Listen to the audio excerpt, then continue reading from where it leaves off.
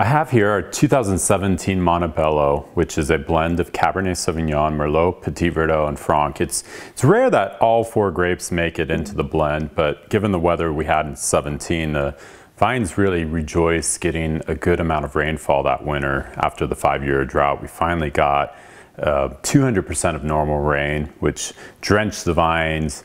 They put forth this beautiful crop of grapes that had then this summer that was nice and warm and dry and really gave us great intensity and concentration.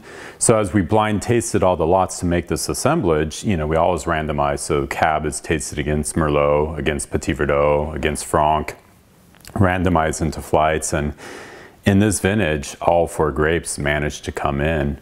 It's actually got a healthy amount of Petit Verdot, 8%. So that has really lended a deeper color to the wine and some really beautiful tannins on the structure. It was a tannic year to begin with, and then with the Petit Verdot, it really takes it to a level of richness that you don't see too often in Monte Bellos. So this is a vintage that I can really easily see going for 50 years. Probably the last vintage that is this opulent and deep and serious is a vintage like 2013. So here it is in the glass. Just beautiful color.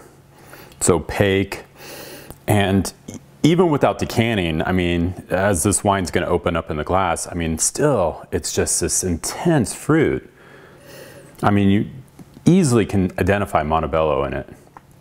It's really that strong mountain fruit, cassis, blackberry, you know, hints of the limestone, you know, beautiful oak that we use for aging. This wine, because of its structure, actually went to bottle at about 18 months of its life, so that it had plenty of time to soften tannins. And then in bottle, it's just continued to resolve tannins.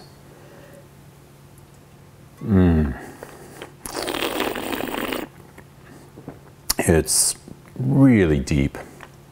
And the fruit hits you immediately on entry, and then it flows right into fine grain tannin, you know, the tannins that are kind of velvety, where they're big, rich, but they're super coated and really quite covered in dark berry fruit.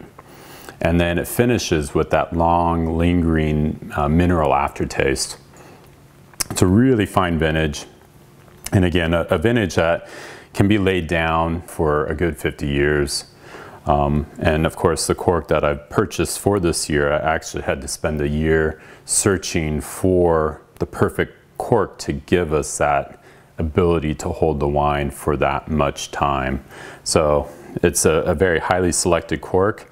Should give it that bottle age, and I will continue to follow this wine over the next several decades as it ages out. But it's a wonderful wine right now, and I hope you enjoy it as much as I do.